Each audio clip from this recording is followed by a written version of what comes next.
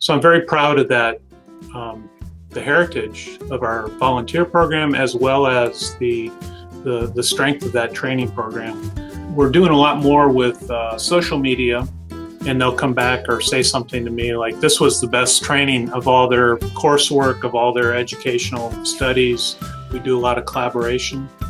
And I think that part of that challenge is because we do so many different things. It's really hard to tell them we just do this or we just do that. I think we've got a really good blend of volume and quality service.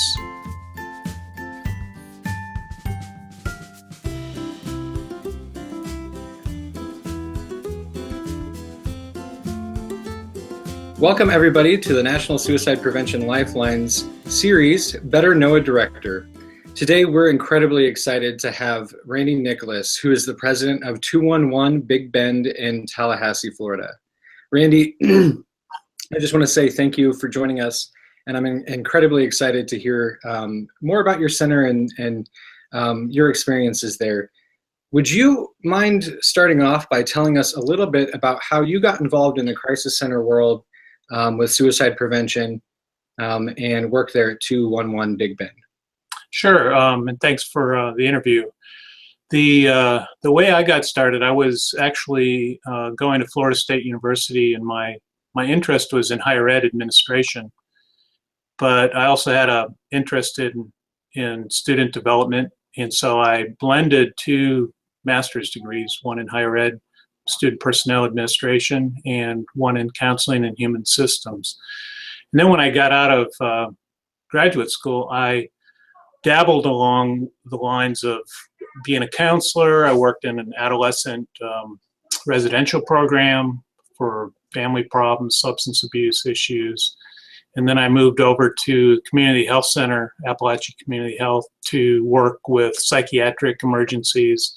And through those few years of experiences, I really learned a lot, but realized that wasn't exactly what I wanted to do. So the opportunity here at 211 Big Bend, which it was called Telephone Counseling and Referral Service back then, that executive director position became available, and I applied, and so I got the job, and that was 1985, and so I've been here for almost 32 years. And then I got involved with the Alliance of Information Referral Systems at the national level and got on the board there. So I think I learned a lot through all those experiences with other people that ran both crisis hotlines and information referral programs. And I think the cultures were very interesting at first. I didn't realize, because we were a blended agency of information referral and crisis, but those that were purely one or the other, or for the most part one or the other, seemed to have a very strong cultural bias towards one direction or another in terms of things that came along were technology, caller ID, doing follow-up calls to the active intervention, things like that. There was a lot of pushback in different arenas. What would be some of your center's big successes? What are some of the things that really worked out well and are really memorable to you? When I first started in 1985, we had just begun operating or answering the Florida HIV/AIDS hotline. And that was our first statewide hotline service that we started operating. And that was a challenge, because back then AIDS, HIV was a real stigma. And so we actually, I started about 4 months after we started answering that line, and talked to a lot of people that were here through that transition. And a lot of people who worked here left because of the stigma of HIV, and they weren't comfortable with it. But then we got through that, and I think really developed a really strong statewide hotline program around that topic, as well as starting to generate other contracts for statewide services, including our was a Healthy Baby Hotline, which is now called Family Healthline. So being able to not only operate a local crisis hotline service, but also statewide hotline services, and blend that and create a model in how to do that, integrate all of our staffing around one group of staff instead of having separate staffs for each program, was kind of an evolution itself and a learning experience.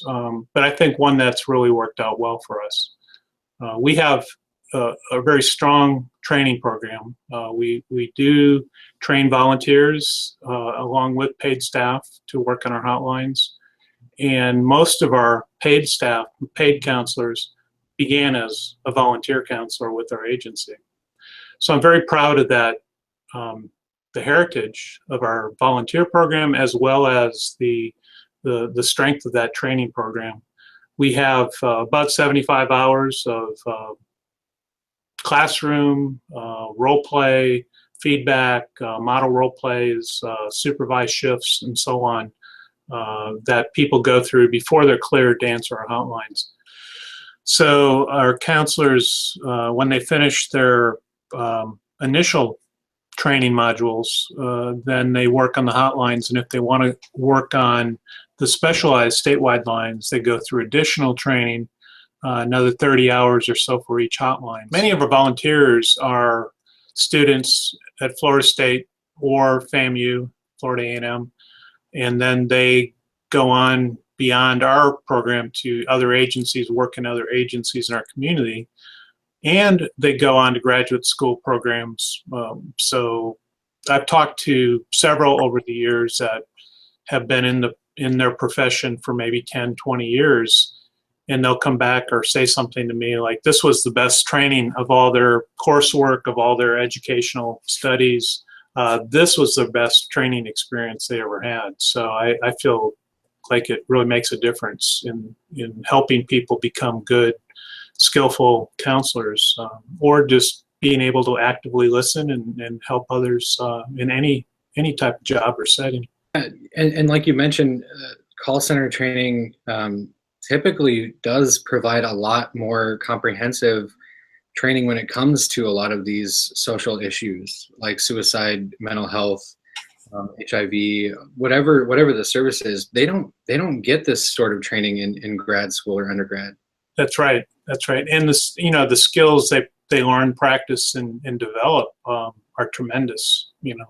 So we have 19 or so paid staff FTEs, and then we have another 12 to 14,000 hours of volunteer time that's provided to our agency every year. Last year, I think we had 156 total volunteers that were active in the agency. During the course of 1 year, we probably train in the neighborhood of 65 to 75 new volunteer counselors. Staffing probably 50% of our scheduled hours on the phones are provided by volunteers. What are some challenges that your center has experienced over the years? Well, I think if you ask anybody that question in the nonprofit sector, it's going to be funding.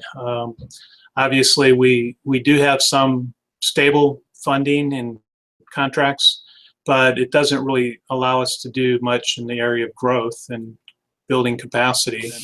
And I think the other area, a top area of our needs are awareness, branding, promotion. Even though we've been around a long time, people come and go from our community. They don't know we're here. We have to find more effective ways to keep telling the community who we are, what we do. And I think that part of that challenge is because we do so many different things. It's really hard to tell them we just do this or we just do that. If you tell them that, they don't realize you're doing all this other stuff on the other hotline or the other service. We work a lot with our partners in the community. We do a lot of collaboration with other nonprofits, public entities, even businesses, and we have developed some really good partnerships to implement services in our community. So that helps us get the word out among those groups, but the general public doesn't always know all the things that we do and that they can call 211 and get all these services, basically. Have you all tried some maybe creative ways to get around that? We're doing a lot more with social media. Our current director of development and communications has been very active with our Facebook posting, I think, just about every day, and tweeting. I think that's probably been happening regularly since last summer. Right now we have a board member who's a video producer, so he's helped us do some PSAs, and actually he just finished a few months ago a 6-minute informational video about our service that's on our website and on our homepage. So we've done those efforts. We're trying to rebrand, I think, some of our materials to be consistent with our website, which we redesigned our website last year, so that's kind of refreshed and helpful in that effort. Okay. Yeah, that's the other challenge, is we just don't have enough staff to do everything we want to do. We usually get about 1,400, 1,500 calls to our hotline each month, and during September it doubled. Basically, we had about 2,800 calls after Hurricane Hermine came through Tallahassee. So that, I think, it shows the impact we can have when people know about us and use our service. So collaboration is a big part of what we do.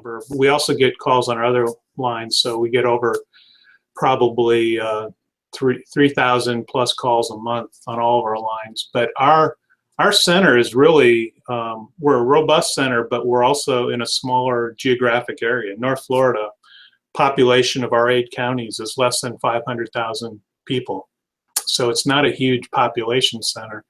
And I think the positive thing about that is it allows us to get out in the community and do a lot of collaboration. When we do get calls, we have some time to spend with the callers and provide some really good quality assistance.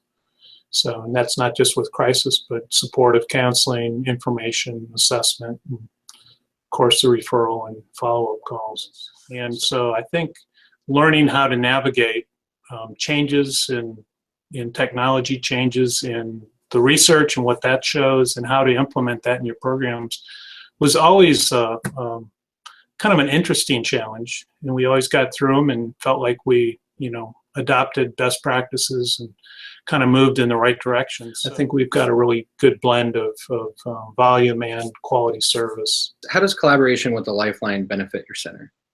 Well, I think certainly we respect and appreciate the research that we get through Lifeline, the models, the policies, from active intervention to the risk assessment tool that we developed with the help of some Lifeline folks.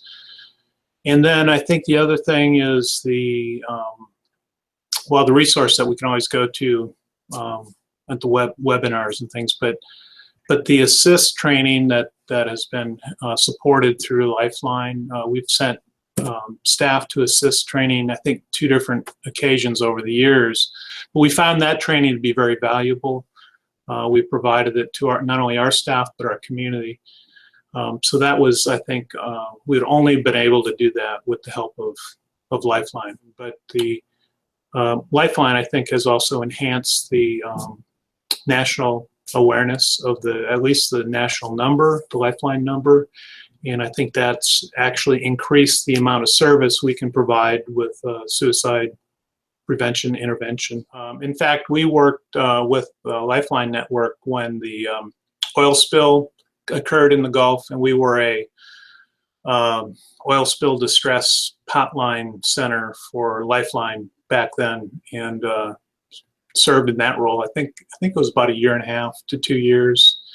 We got a lot of training through that work also. What's like a real life example of one way that somebody has come in touch with the center there and maybe experienced something that was relatively life-changing?